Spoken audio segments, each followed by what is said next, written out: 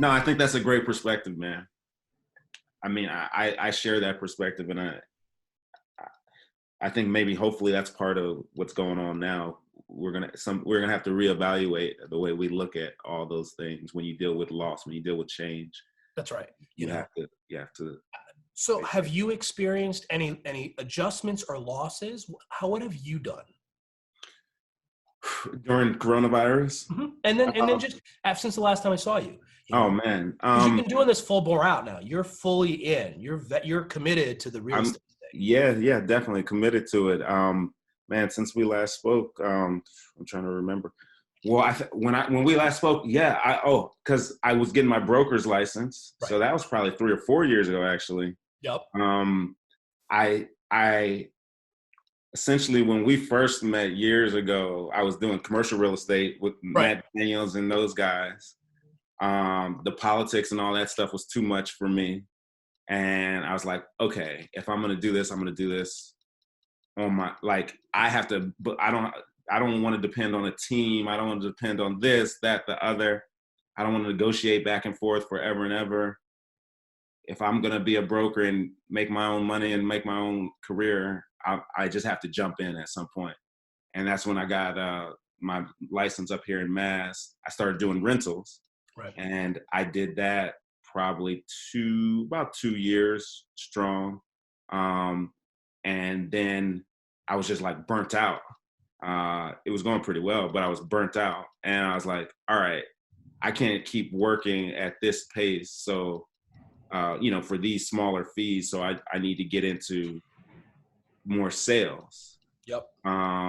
So I had always I was working for a small company called Encore, and I always had the idea of doing my own thing, but I think it was just lack of confidence or just didn't quite believe I wanted more experience. I wanted this, I wanted that. So I joined Keller Williams and started doing more sales.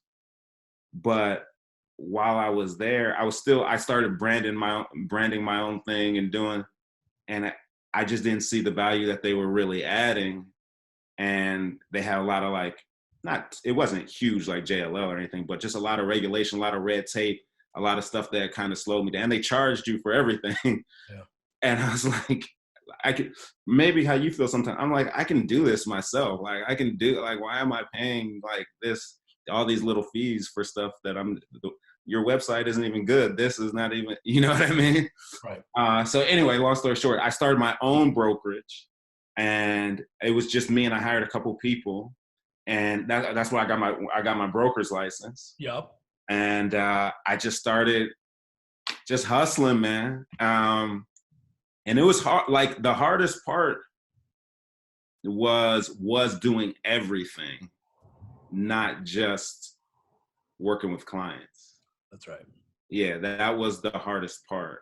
And then Because especially, you're doing, I need a website. Okay, now I need this.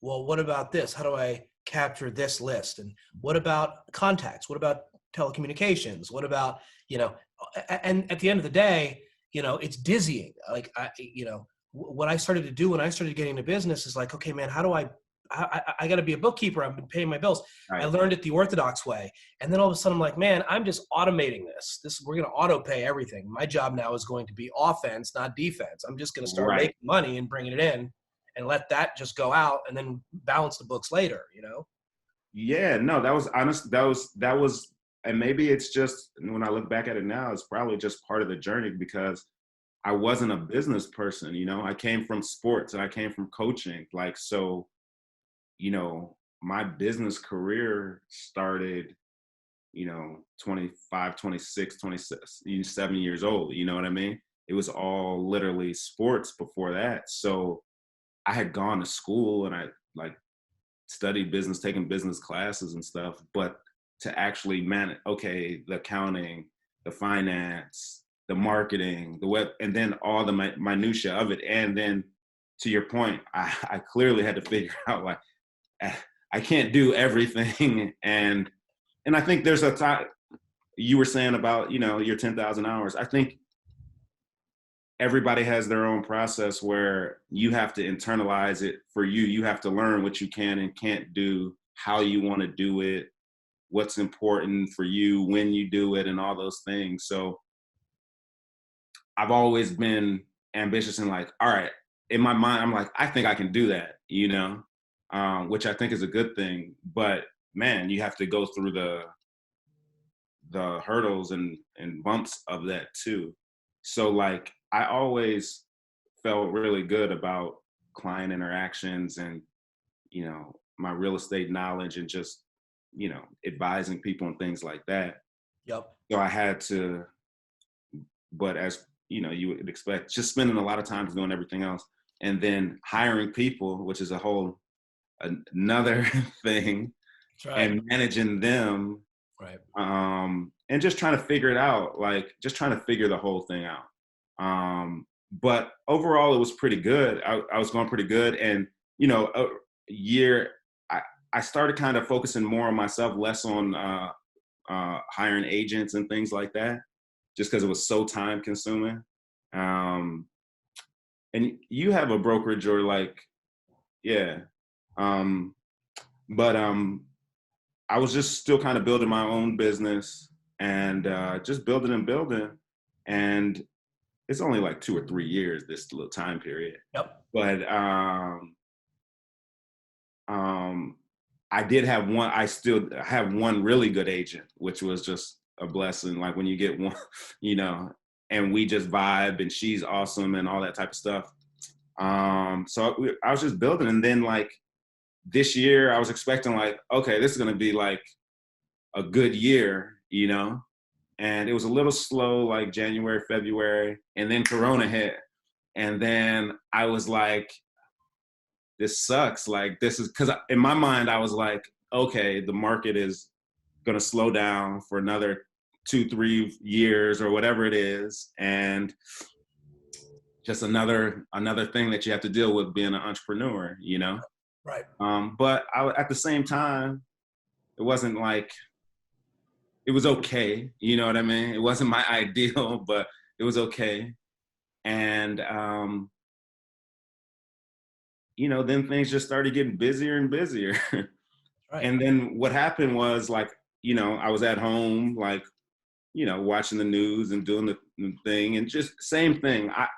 I think in some ways, I think similarly, I think to you in terms, I'm always trying to figure out like growth, I guess, or like how to get to the next thing. But for me, it's not like making money. It's more like you're saying, freedom, like fulfillment. Like I want to enjoy my days, my lifestyle. Like I want to enjoy life. You know what I mean? And sometimes when we're doing all of these tasks, we really are hard on ourselves because Right. we're not feeling the sensation of what we perceive to be joy and freedom in running your own companies. Many times people connect it to these negative emotions, like, oh my God, this was a horrible thing. This was I can't believe I got to do this. I can't believe I got to do that. And it's like, what I started to just accept is that feeling is freedom. Right. And Right. it doesn't have to. And if we connect it to something different, then that's what that is. It's just like when I tell my kids, hey, if I say, oh my God, you just fell down, you must be in pain. And then I show that fear, they connect that with fear and sorrow. So it's like, Right. I think as grownups, we forget what we try to instill in children, and we Right. forget. We're like, oh my God, this is. Then now what I find myself doing quite often, and it's not always. I'm not this happy-go-lucky son. I'll go upstairs and my wife will be like, how's your day? I'm like, it was awesome. I had so many problems. It was great. I need more problems. And she's like, have you been Right. sniffing glue downstairs for like the last 3 hours? No. It's like, it's funny you say that, man, because like growing up in the sports culture and all that, it's super big, obviously, on motivation. And I think about those things, like what was making me, I played football and I run into these grown men like this, like, and you think about like all of those things. And then for a long time though, I was like, man, I don't want to be into like foo-foo stuff, like getting hype and motivated. I just want to execute and do things. Right. But now I'm coming much more back to, and maybe it's not getting all excited, but to perspective, like your thought process, your positivity, like all the same things you're talking about, like all these things happen, good, well, quote, good, bad, they just happen. Now, what's my perspective on it? Because it's huge. Because when I think about my career, my life and stuff, it's like, yeah, you're like, oh, I'm stressed out or out of this problem, but we, for the most part, we chose 90 to 95% of all of it, and all of it does. In that sports analogy, it makes you stronger. It builds you up. It is producing something in you. What you, freedom, making you a stronger person, whatever. It's, are you going to enjoy it while it's happening? That's right. So, that's kind of how I was thinking about things. But I mean, long story short, man, I'm still trying to figure out the whole small business person, the whole thing. Like, how do I scale? What do I need to do? There's all these ideas, and you can choose all these things. Should I hire more people and do it that way? Should I just take myself completely out of it? Do I need to, because I think I'm good at the actual transactional piece of it. So should I just do more of that? And long story short, man, like, so I think early this spring or something, some guy reached out to me on LinkedIn from this company called Tori. And I get a bunch of messages, so I usually just ignore them all. But this one seemed legit. I'm glad you didn't ignore mine. I'm glad you saw mine. No.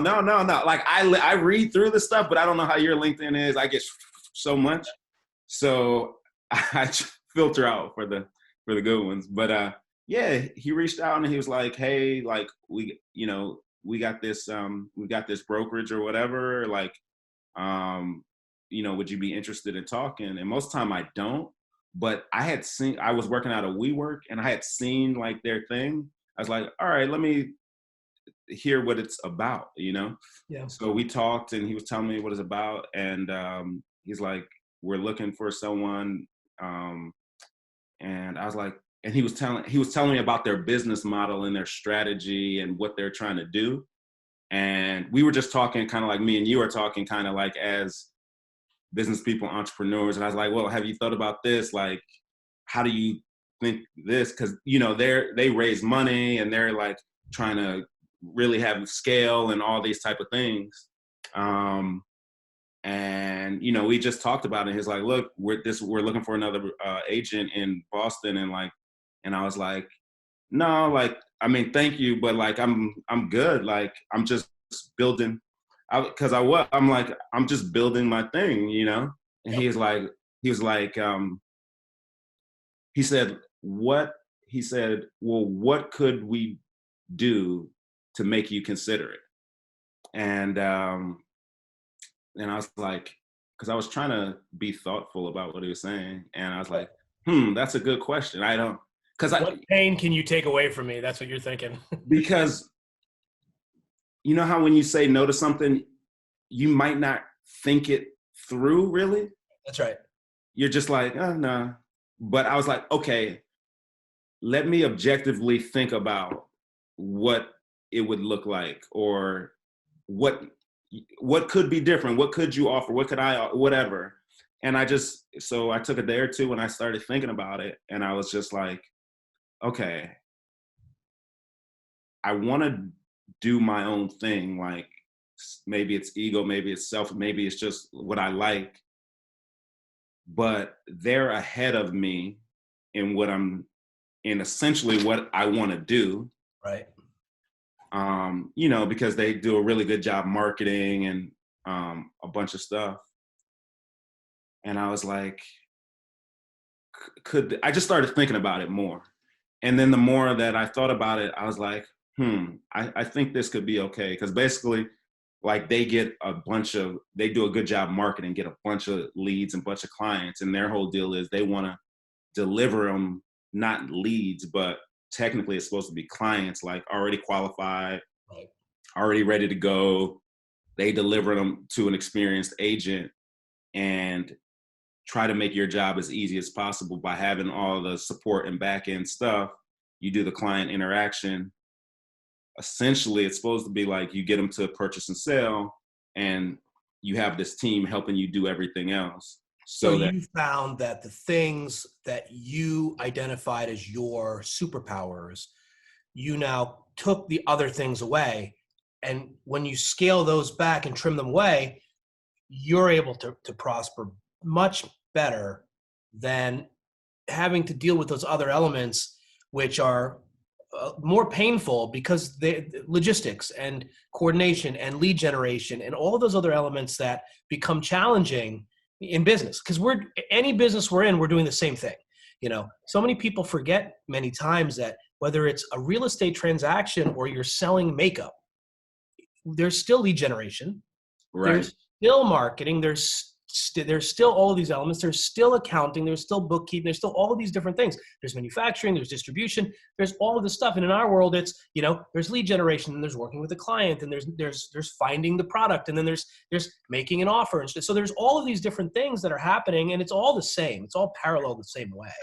Right? So we all forget that there's a process for everything, from like to go to Starbucks to buy a coffee. It's an entire process, and there's this whole supply chain behind it. Right. And if we could just go and say, here's the coffee, this is why you should be buying this, and just go into the persuasion of it and helping people get to the conclusion that they want, and hand off the rest of it to guys like Starbucks and the logistics and Amazon and everything else. That's it. But that's the process. So sometimes as entrepreneurs, we have these epiphanies where it's like this, there's this journey to achievement. And then we start hitting a deal, but then there's this other journey to transformation. And you're beginning to see what I'm seeing in you and seeing in me, and saying there's this transformation and this understanding of what it really is in our mind to be an entrepreneur. And it's going to be different for everybody. Everybody looks at it quite differently. But that's the best part about this, is that we need to look at it differently. If we look at it like everybody else looks at it, or try to be like somebody else, we'll never be somebody else, I can never be like Matt Daniels. He's a common friend of ours, for students that are going to be listening to some of these interview bits. But we can never be that, because we're not that person. That person picks and chooses who that person has desired to emulate, right? So no, I think that's really cool, because that's the epiphany that I just had when you're talking is like, man, you started to realize, scaling back, what you, Jason Carter, were really all about, what your powerful, your superpower that you bring to the table is. And that these other things were sort of like kryptonite, so to speak, kind of holding bits of it back. You love doing it because you wanted to be independent, but your real independence can come forward a lot easier by finding somebody that you can leverage to be able to do it. So a good entrepreneur learns how to leverage, Right. That's exactly what it was. And that's exactly what it's been. And, it's a journey. It's a process, like maybe one day I will pick up more of that, and who knows, but I think for right now, it's kind of like what you were saying with the teaching. Now I'm deep into being a real estate agent, and I always have these ambitions, and I'm saying, okay, maybe that investment is good, or maybe I can build this team, or we can do this, or I should do. It's always going through my mind, but the majority of the actual hours of my day now are spent working with clients on transactions, which I think, I know it's a lot of work but it's a good thing, because kind of to your experience in teaching, it can't be taken away from me. And there's not many people I know that are doing as the volume of transactions and things like that I'm doing. So I just have to continue to pick up this little nugget and note and relationship here, and this note here, and this learn, and then at the right time, it'll change into something else. That's right. And you just have to know, it'll just become evident when it comes. It's just you're on the path. And so like right now, as we're talking, you're an entrepreneur. Right now, this is what it feels like. The sensations that we feel are the real sensations, and it's how we choose to label those. It's how we choose to accept them. Like everybody gauges entrepreneur success through financial success. And the truth is, in the initial stages, that's what it's all about. It's about, 98% of our problems can be completely quelled with financial resources, right? And that's the truth for everybody. Everybody listening and talking, we can. There's so many problems that we can pacify with money, and we can't lose track of sight of the fact that it has to be much more. We have to keep pushing. And those sensations that we're experiencing right now are the good ones. Because eventually when you get to the top of the mountain, when you get to where you want to be, then the classic question comes up, like, how'd you do it? Oh man, for like all these years, I sucked wind just like everybody else. This was painful. I just chose not to give up. I just chose to continue pressing on. And that could make you go into something else. It could make you do this or this or this. It's the acceptance of never say never. Right. But I think for me, my targeting system is now, will this bring me some kind of freedom? Because I'm sure for people that are going to listen to segments that we're doing right now, right, I'm sure you would concur. Is this an easy business? No. If you think it's going to be, if they think it's going to be, sheet cake smothered in victory. No. Do you think are a lot of students and stuff going to be listening to this? So what we're going to do is I want to share this because I think that parts of what we're talking about is the organic spirit of what's the truth. And I think that's a big part of what I want to be able to do. I'm doing a summit, and the summit is bringing together a bunch of really great speakers and people that I can talk with and have sort of a relationship with, and to kind of look at the journey through their eyes. Because there's a lot of people that are considering doing stuff. And it's not that I'm trying to make people, discourage people from doing it. Right. I don't think people fully understand the magnitude of the commitment that this takes. Right. And to each their own. Everybody can jump into the pool if they want to. Sometimes there's a lifeguard on duty and sometimes there's not, right? Sometimes there's a strong undertow and then sometimes there's not. So the reality is that I would much rather see people understand that there is this reality of what we do. And there is this isolation, and there's isolation in your head, and there's isolation in your heart. And you have to be able to present yourself constantly. And when a client calls you or a customer calls you or your family calls you, you have to have this understanding that everything we do is very, very difficult. But then after a while, that difficulty becomes easy because we're doing and challenging ourselves with difficulties every day. 100%. Yeah, it's like Norman Vincent Peale said, the only people that don't have problems are the ones in graveyards. So, maybe maybe we need more problems, right? That was his philosophy. Maybe we need more problems as we live, because it's just like conditioning muscle. We condition muscle by putting extreme amounts of resistance against our body, and then all of a sudden muscles grow. But if we put extreme pressure on us as a people, right, maybe our problem-solving muscles grow, and we're able to overcome things that other people seem are insurmountable. And then for us, it's like building a website, no problem. Getting leads, no problem. Closing a deal, no problem. Structuring an offer, no problem. It's insurmountable to young people getting into the business. I don't mean young youth by age. It could be someone doing a transition. It could be someone else. I always tell people you have to build a model of business around your blueprint of who you are. Right. And if you're not happy with who you are, then that's another conversation. There are things that can be done psychologically to help manipulate and change you if you're willing to accept that change. Right. However, who you are, your blueprint, and your model of the world needs to be a big piece of a business plan. It's like you said earlier, you knew that there were certain things that you would do them, but you weren't too excited doing them. Right. And that's my thing too. I mean, I really looked at things like, I tend to gravitate towards, introverted tasks.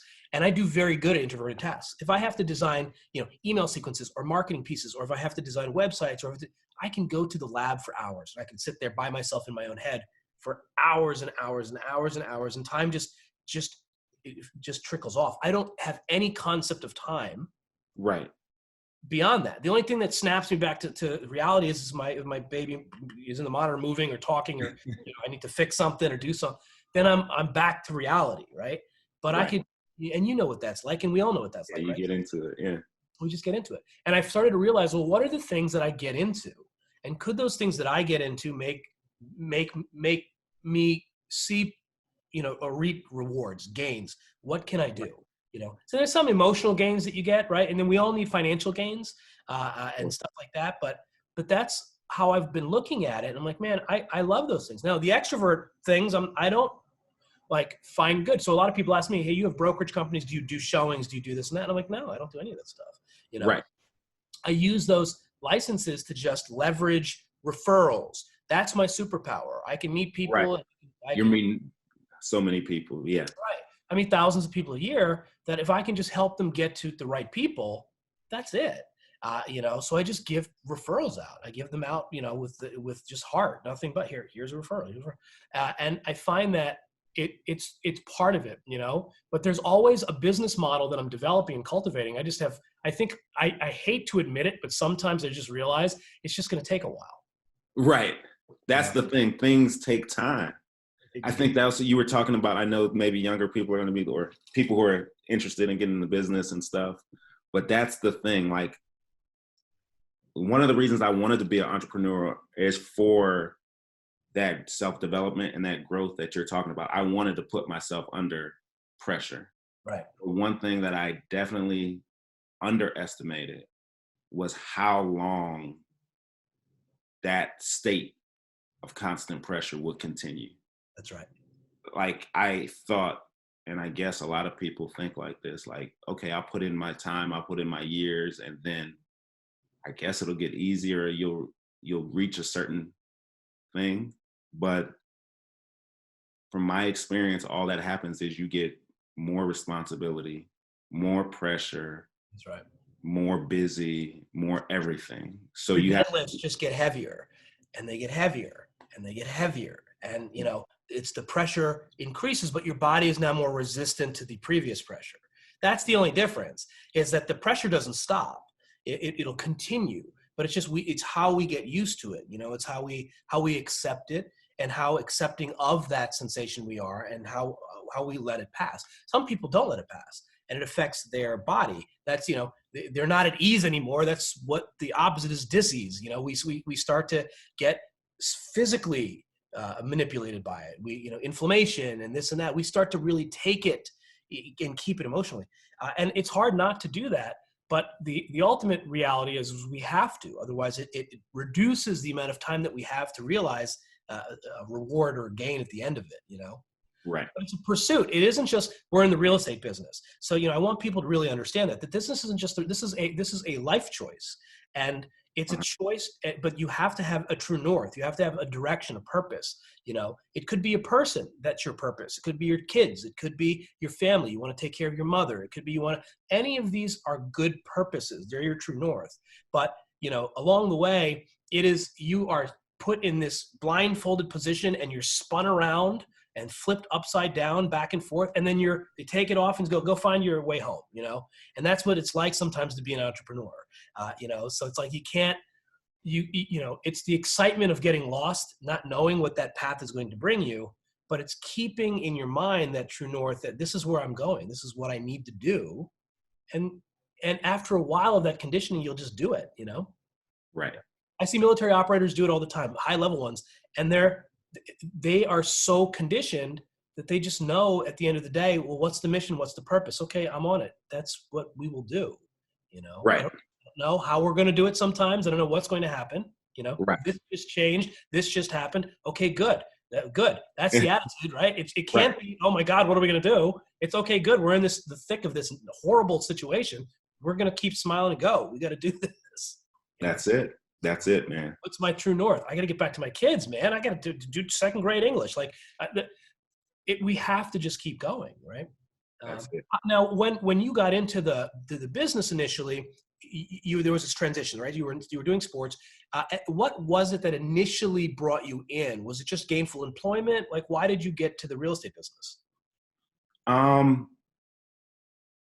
I felt when I was coaching at the time, and my entire life or professional life, I guess you would say, had been sports, and I just felt, which I loved sports. I still love sports, but I just felt like there was more to the world that I wanted to explore. I felt like I was so pigeonholed, I guess, that I never saw or experienced.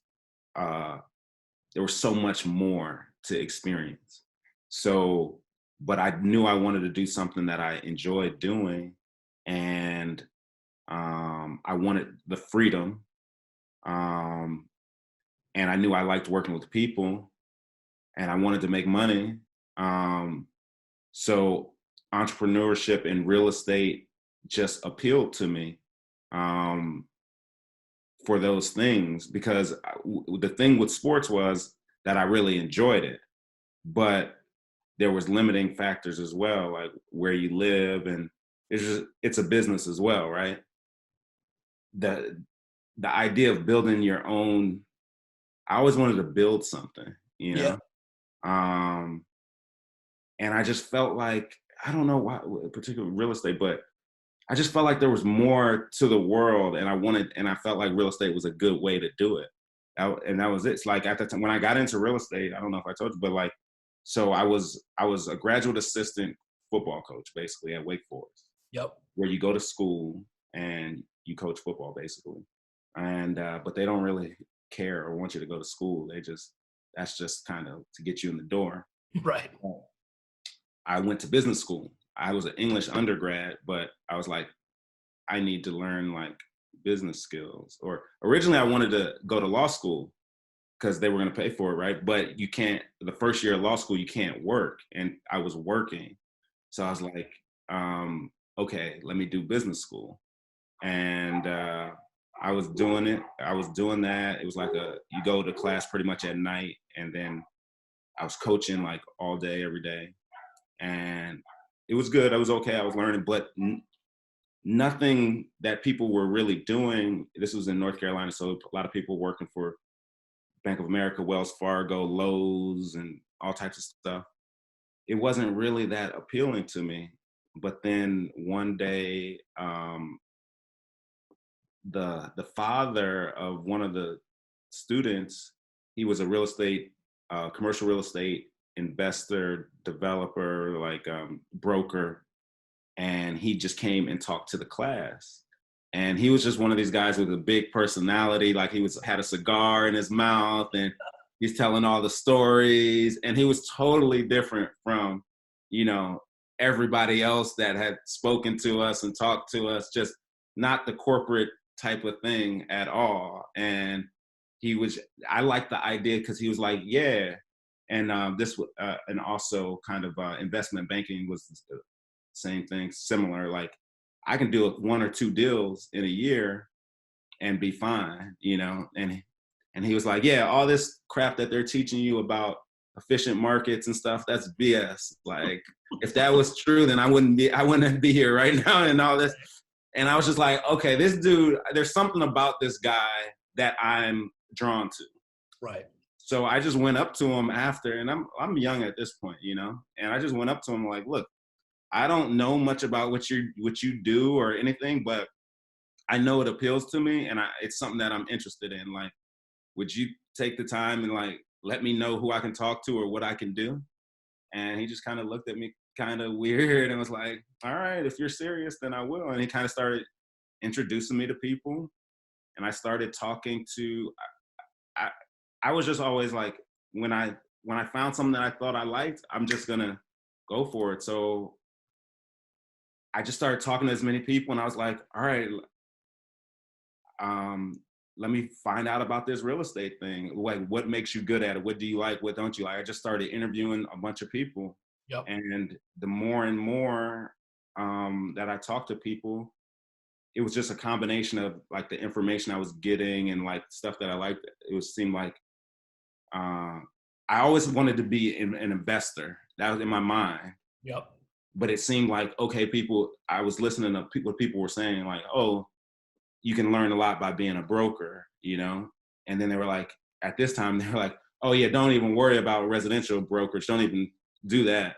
That's a waste of time. Like, get into commercial brokerage. Yeah. Yeah, get into commercial brokerage. So I started just talking to as many commercial brokerages as I could, and um, maybe I talked to JLL at that time, but uh, CB Richard Ellis and all those people. And, I was just I was about to graduate from business school and all this. So I was just like, oh man, I'm just going to get a job at one of these big commercial firms, and, I'll make good money right out of school. And like, Where's my cigar? like, yeah, I'm just on my way. You know what I mean? Right. I was like, and everything was going pretty well towards that. And then like, it was 2008, and yeah, everything just dropped. The economy just tanked. We all got the backhanded slap to the ground. Yeah. And so I didn't know, I wasn't a business person. I didn't know what was going on in the economy. All I knew was that in the culture that I grew up in, if you do what you're supposed to do, go to school, graduate, accomplish these certain goals, then everything is supposed to be okay. Sheet cake smothered in victory. Yeah, like everything is okay. So, I remember I interviewed with CB Richard Ellis, and that's who I wanted. It was in Charlotte, and they had a team there. I think they still have this team that does most of the agency leasing, the office leasing, and it's like an all women team, and they really liked me, Which is very unique, right? I mean, that's pretty super unique. Obviously, me being Black, I think they really liked me. Yep. And they were like, we want to hire you, but we just had a hiring freeze throughout the whole company. We can't hire you, let alone pay you anything. Like, it's not going to happen. And it just didn't work out the way that I wanted it, or I expected it to. And maybe that was my first introduction to the real estate world. But that's why I got into it, that's why I got into it originally. And then just from there, I just had to figure out, okay, is this something that I really want to do, and stick with it, figure it out, and like just keep growing and growing from there. So that's kind of how I got started. Yeah. And then you got in, and then you just started to just explore. I mean, that's what we all do, right? We're just kind of like tinkering around. Have you ever felt that the real estate business, once you got in, have you ever felt that your race, who you are, has been a determining factor in your ability to be able to get success? And you can be painfully honest, which is fine, because what have you experienced? Do you find that there's enough diversity in this business, or is it still void of diversity? I mean, that's. Oh man, you're asking. I gotta know. You're asking hard questions, man.